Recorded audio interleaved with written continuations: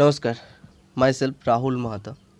Hi students, welcome to dear Rahul sir classes.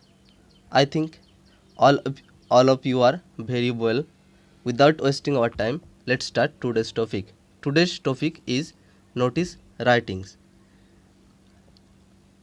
So first of all, why a notice is written? A notice is written to communicate formally through printed or informations about anything which is going to happen or has already happened. So why a notice is written? A notice is written to communicate formally through printed form या inform anything which is going to happen or has already happened. Next point, it is mainly written in school, colleges, government organizations, office, etc.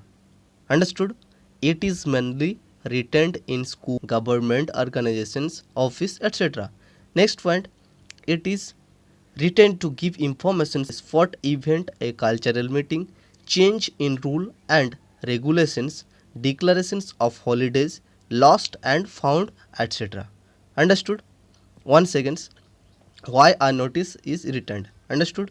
Next point. Point to remember. When you write down a notice, you have to remember these following points. A notice is always kept in a box. Understood? Always kept in a box. Next point.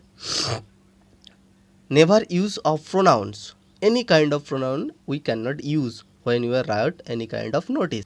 Like this, I, you, we, they. Like these pronouns we cannot use. We never can use. Next point, topic, that means schools names. The notice is always written in capital letter. Understood? Topic, schools names, and notice always written in capital letters. Next point, notice must have completed information related to topic. So you have to remember this point. Notice always have to completed informations. It must have answers what, when, where, how, according to informations which is important to be given. Understood?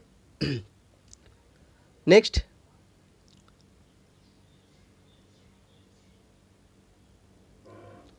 word limit is maximum 50 words.